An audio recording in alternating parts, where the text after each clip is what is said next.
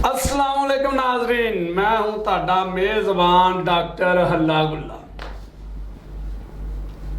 नाजरीन की हाल चाल है। अज फिर मैं एक नवे प्रोग्राम के नाल आया।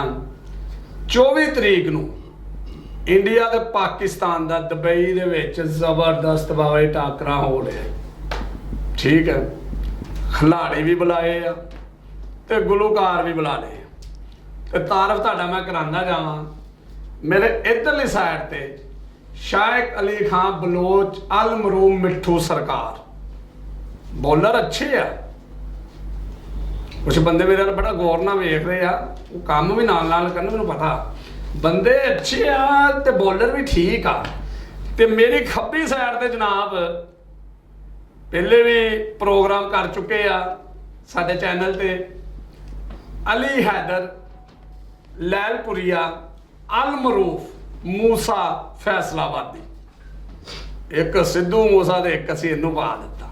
उदों भी गाने सुने सी, अज भी मुंडा वावा नवीं नवीं चीज़ां लिआया ते हुण आ रहा जनाब अतवार वाले दिन 24 नूं मैच आ रहा पाकिस्तान ते इंडिया। इंडिया इनकारी हो रहा। जब जो देखा जाए मैच तो पाकिस्तान च भी नहीं है, दुबई च हो रहा, फिर इनकारी हो रहा। हुण असीं पुछदे हां अपने इस मेहमान नूं कि वजह की आ, क्यों इंडिया एडा डर गया वा, मैच तो ही डर गया, खेलना चाहिए सी यार। सलाम अलैकुम। हाँ शायद की हाल है? ठीक है, ठीक ठाक जी, शुक्र अल्लाह। अच्छा ये दस कि बड़ा जनाब जोशो खरोश पाया जा रहा है इधर आवाम जो हवा फुल कि मैच आ रहा, तैयारियां हो रही ते इंडिया जवाब दे बैठा होया, इसकी की वजह है? सर इस मामले ते मेरा मनना यह है कि इंडिया दा पाकिस्तान तो भजना बनता है। वो क्यों? वो इसलिए बनता है कि इंडिया की टीम की इस तरीके नाल तैयारी ही नहीं की गई कि वो पाकिस्तान नाल मैच खेड सके। नहीं ये की तैयारी कादी करनी सी, जंग लगन जानी सी। तैयारी इस तरह जिहड़ा इंडिया दा हैड कोच आ शास्त्री साहब, ठीक है, अगर उन्होंने गौर नाल बरीकी नाल देखा जाए ना तो वो शास्त्री कट खतरी बहुता लगता है। अच्छा ये किद्दां?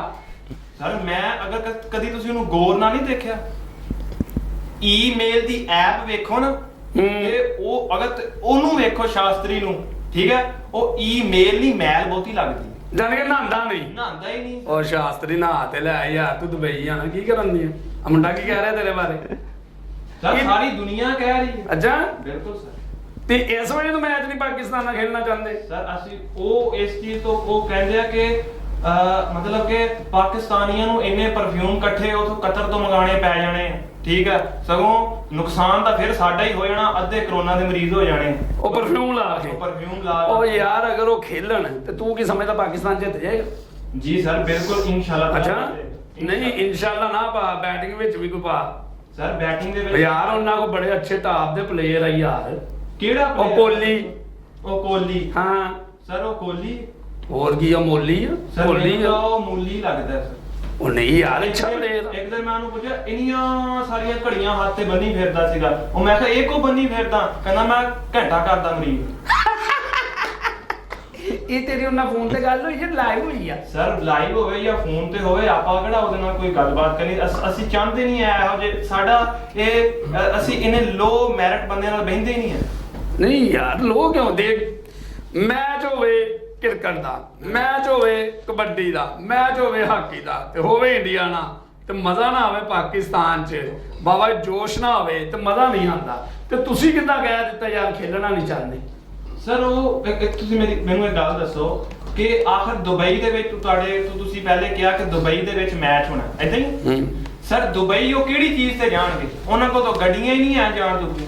ਯਾਰ ਉਹਨਾਂ ਨੂੰ ਹੈਲੀਕਾਪਟਰ ਭੇਜ ਦਾਂਗੇ। ਸਰ ਇੱਕ ਦਫਾ ਹੈਲੀਕਾਪਟਰ ਤਾਂ ਦੂਰ ਦੀ ਗੱਲ ਹੈ, ਇੱਕ ਦਫਾ ਮੋਟਰਸਾਈਕਲ ਤੇ 4-5 ਜਣੇ ਦੇ ਪਲੇਅਰ ਆ ਬੈਠ ਕੇ ਜਾ ਰਹੇ, ਠੀਕ ਆ, ਅੱਗੋਂ ਵਾਰਡਨ ਵਾਲੇ ਨੇ ਉਹਨਾਂ ਨੂੰ ਹੱਥ ਦਿੱਤਾ, ਠੀਕ ਹੋ ਗਿਆ, ਰੁਕੇ ਹੀ ਨਹੀਂ। ਜਦੋਂ ਥੋੜਾ ਜਿਹਾ ਅੱਗੇ ਗਏ ਨਾ ਤੇ ਵਾਰਡਨ ਵਾਲੇ ਨੇ ਜਾ ਕੇ ਡੱਕ ਲਿਆ ਤੇ ਉਹਨੇ ਕਿਹਾ ਤੁਸੀਂ ਰੁਕੇ ਕਿਉਂ ਨਹੀਂ? ਅਗੇ ਅਸੀਂ ਤਾਂ ਨਹੀਂ ਰੁਕੇ, ਤੁਹਾਡੇ ਕੋਲ ਗਾਹਕ ਵਾਵਾ ਸਾਰੇ ਖਲੋਤੇ ਸੀ, ਅਸੀਂ ਤਾਂ ਨਹੀਂ। ਇਹ ਕਿੰਨੇ ਗਿਆ? ਸਰ ਉਹਦੇ ਉਹ ਕੋਹਲੀ ਨੇ ਕਿਹਾ ਜੀ ਤੁਸੀਂ। ਕੋਹਲੀ ਮੋਟਰਸਾਈਕਲ ਚਲਾ ਰਿਹਾ ਸੀ? ਹਾਂਜੀ ਕੋਹਲੀ ਮੋਟਰਸਾਈਕਲ ਚਲਾ ਰਿਹਾ ਸੀਗਾ ਤੇ ਜਿਹੜਾ ਉਹਨਾਂ ਦਾ ਰੋਹਿਤ ਸ਼ਰਮਾ ਉਹ ਪਿੱਛੇ ਬੈਠਾ ਹੋਇਆ ਸੀ ਮੋਢਿਆਂ ਤੇ ਹੱਥ ਰੱਖ ਕੇ। ਉਹ ਜਿਹੜਾ ਪ੍ਰੋਗਰਾਮ ਕਰਦਾ ਉਹ ਵਿੱਚ ਬੈਠਾ ਸੀ? ਬਿਲਕੁਲ ਸਰ। ਨਹੀਂ ਉਹ ਜਿਹੜਾ ਰੋਹਿਤ ਸ਼ਰਮਾ ਉਹ ਵੀ ਉਹਨਾਂ ਦੀ ਇੱਕ ਟੀਮ ਦਾ ਬੜਾ ਅੱਛਾ ਬੈਟਸਮੈਨ। ਅੱਛਾ ਜਾਨ ਕੇ ਅੱਛੇ ਹੈ ਵੀ ਆ ਤੇ ਫਿਰ ਡਰਦੇ ਕਿਉਂ ਯਾਰ ਪਾਕਿਸਤਾਨ ਤੋਂ? ਇਹ ਨਹੀਂ ਹਜੇ ਤੱਕ ਕੋਈ ਗੱਲ ਸਮਝ ਸਰ ਉਹ ਹਲੇ ਤੱਕ ਸ਼ੱਕ ਨਹੀਂ ਆਪਣੇ ਦਿੱਲੀ ਤੋਂ ਨਾ ਨਿਕਲੇ ਹੋਣਗੇ ਤਾਂ ਦੁਬਈ ਕਦੋਂ ਤੱਕ ਪਹੁੰਚਣਾ, ਉਦੋਂ ਤੱਕ ਤਾਂ ਮੈਚ ਦੀ ਡੇਟ ਹੀ ਨਾ ਜਾਣੀ। ਨਹੀਂ ਨਿਕਲ ਆਏ ਹੋਣੇ ਆ। ਜੇਕਰ ਹੁਣ ਨਿਕਲ ਆਏ ਹੋਣੇ ਤਾਂ ਹਲੇ ਤੱਕ ਪਹੁੰਚੇ ਨਹੀਂ। ਤੇ ਤੁਸੀਂ ਕੀ ਸਮਝਦੇ ਹੋ ਖੇਲਣਗੇ ਮੈਚ ਤੇ ਜਿੱਤ ਜਾਵਾਂਗੇ? ਸਰ ਇਨਸ਼ਾਅੱਲਾ ਤਾਲਾ ਜ਼ਰੂਰ ਜਿੱਤਾਂਗੇ ਮੈਚ। ਜਾਂ ਸਿਰਫ ਦੁਆਵਾਂ ਦੇ ਨਾਲ ਵਿੱਚ ਦੁਆਵਾਂ ਦਾ ਕੋਈ ਕਿਰਦਾਰ ਚੱਲੇਗਾ? ਸਰ ਬਾਬਰ ਦਾ ਕਿਰਦਾਰ ਤਾਂ ਚੱਲੇਗਾ। ਬਾਬਰ ਦਾ ਕਿਰਦਾਰ। ਬਾਬਰ ਤੋਂ ਯਾਦ ਆਇਆ ਕਿ ਜਨਾਬ ਜਿਹੜੇ ਅਲੀ ਹੈਦਰ ਸਾਹਿਬ ਆ, ਉਹਨਾਂ ਨੇ ਜਨਾਬ ਇੱਕ ਬੜਾ ਪਿਆਰਾ ਇੰਡੀਆ ਤੇ ਪਾਕਿਸਤਾਨ ਦੇ ਉੱਤੇ ਇੱਕ ਬੜਾ ਸੋਹਣਾ ਗੀਤ ਲਿਖਿਆ। ਮੇਰੇ ਨਾਲ ਮੌਜੂਦ ਆ ਸਟੂਡੀਓ ਦੇ ਵਿੱਚ। ਅਲੀ ਹੈਦਰ ਕੀ ਹਾਲ ਚਾਲ ਹੈ? ਜੀ ਅੱਲਾ ਦਾ ਸ਼ੁਕਰ ਉਹ ਠੀਕ ਆ ਜੀ ਸਰ। ਯਾਰ ਫੇਰ ਤੂੰ ਪਹਿਲੇ ਵਾਲਾ ਹੀ ਲਿਬਾਸ ਪਾਇਆ ਜਿਹੜਾ ਉਦੋਂ ਤੂੰ ਪ੍ਰੋਗਰਾਮ ਕੀਤਾ ਹੈ। ਬਸ ਮੈਂ ਕਹੀ ਬਦਲ ਗਿਆ ਯਾਰ। ਬਸ ਸਰ ਇਮਰਾਨ ਖਾਨ ਆਇਆ ਤੇ ਗੁਰਬਤ ਵੱਧ ਗਈ ਹੈ। ਅੱਛਾ ਉਹ ਨਹੀਂ ਖਾਂ ਬੰਦਾ ਬੜਾ ਚੰਗਾ, ਉਹਦੇ ਬਾਰੇ ਨਾ ਕੋਈ ਗੱਲ ਕਰੀਓ ਯਾਰ। ਕਿੱਦਾਂ ਬੰਦਾ ਹੀ ਚੰਗਾ? ਬੜਾ ਗੁੱਡ ਆ। ਕਿੱਦਾਂ ਚੰਗਾ ਸਰ? ਉਹ ਮੈਨੂੰ ਮੈਂ ਦੱਸੋ ਕਹਿੰਦਾ- ਕੋਈ ਸਬੂਤ ਦਿਓ। ਸਬੂਤ ਹੀ ਆ। ਕੀ? ਹੁਣ ਜੋ ਮਹਿੰਗਾਈ ਜਿੰਨੀ ਹੁੰਦੀ ਫਿਰ ਕੀ ਹੋਇਆ? ਨਹੀਂ ਸਰ ਉਹ ਨਹੀਂ ਗਲਤ- ਯਾਰ ਗਲਤ ਕੋਈ ਗੱਲ ਫਰਕ ਹੈ। ਨਹੀਂ ਪੈਂਦਾ, ਪੈਸੇ ਬੜੇ ਆ। ਹਾਂਜੀ ਸਮਝਦਾ? ਸਰ ਪੈਟਰੋਲ 140 ਰੁਪਏ ਹੋ ਗਿਆ। ਮੈਂ ਕਹਿੰਦਾ ਗਰੀਬ ਆਦਮੀ। 300 ਹੋ ਹੁਣ ਜਾਵੇ ਮੈਂ ਯਾਰ। ਕਿਰਾਇਆ ਮੇਰੇ ਲਾ ਇੱਕ ਕੇ ਆਇਆ ਪ੍ਰੋਗਰਾਮ ਮੈਂ 300 ਵੀ ਕਿਹਾ ਵਾ, ਕੋਈ ਇਸ਼ੂ ਹੀ ਨਹੀਂਗਾ ਵਧਣ ਦੇ। ਤੂੰ ਜਿਹੜੇ ਗਾਣੇ ਲਿਖਣ ਦਿਆ ਵਾ ਹਾਂਜੀ। ਉਹ ਤੋਂ ਮੈਨੂੰ ਉਦੋਂ ਫੋਨ ਵੀ ਆਇਆ, ਸ਼ਿਕਾਇਤਾਂ ਵੀ ਆ ਰਹੀਆਂ। ਹਾਂਜੀ ਤੂੰ ਯਾਰ ਆ ਕੀ ਉਹਨਾਂ ਦੇ ਗਾਣੇ ਚੁੱਕੀ ਆ ਰਿਹਾ ਵਾ? ਕਿੰਨਾ ਦੇ ਸਰ? ਔਰ ਸਿੱਧੂ ਮੂਸੇਵਾਲੇ ਦੇ।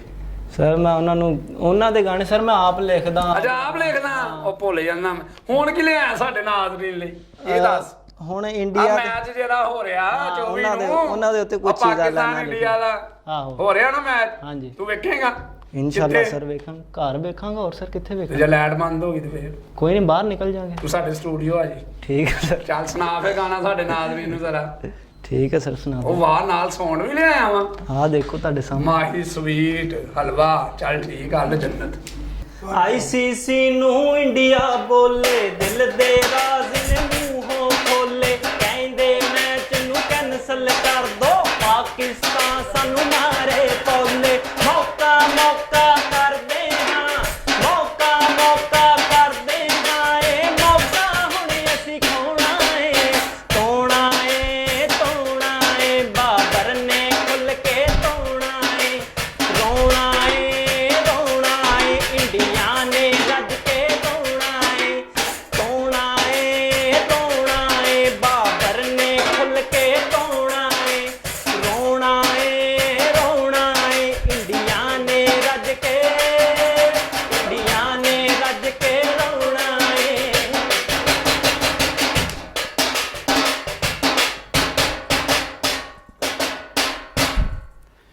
ਇਹ ਇੰਡੀਆ ਨੂੰ ਧੋਣਾ ਬਾਬਰ ਨੇ। ਹਾਂਜੀ ਸਰ। ਬਾਬਰ ਧੋਬੀ ਆ। ਬਸ ਸਰ ਹੂੰ ਛੱਕੇ ਚੌਕੇ ਨਾ ਧੋਣਾ। ਅੱਛਾ ਵਾਹ। ਜਾਨੀ ਕਿ ਇਕੱਲੇ ਇੰਨੇ ਛੱਕੇ ਮਾਰੀ ਜਾਣੇ? ਨਹੀਂ ਹੋਰ ਵੀ ਕਿੰਨੇ ਪਲੇਅਰ, ਬਾਲ ਮਾਰ ਲਏਗਾ ਯਾਰ? ਹੋਰ ਵੀ ਪਲੇਅਰ ਉਹਨਾਂ ਬਾਰੇ ਵੀ ਲਿਖਿਆ ਉਹ ਸਰ। ਯਾਰ ਇਹ ਨਹੀਂ ਉਹ ਮੈਂ ਮੰਨਦਾ ਲਿਖਦਾ ਤੂੰ ਅੱਛਾ ਵਾ, ਹਾਂਜੀ। ਇਹ ਗੱਲ ਕੋਈ ਨਹੀਂ, ਗਾ ਵੀ ਲੈਣਾ। ਉਹ ਮਕਸਦ ਇਹ ਆ ਤੁਸੀਂ ਕਹੀ ਜਾਂਦੇ ਬਾਬਰ ਨੇ ਧੋਣਾ, ਉਹ ਕਿੱਦਾਂ ਬਾਬਰ ਧੋਏਗਾ?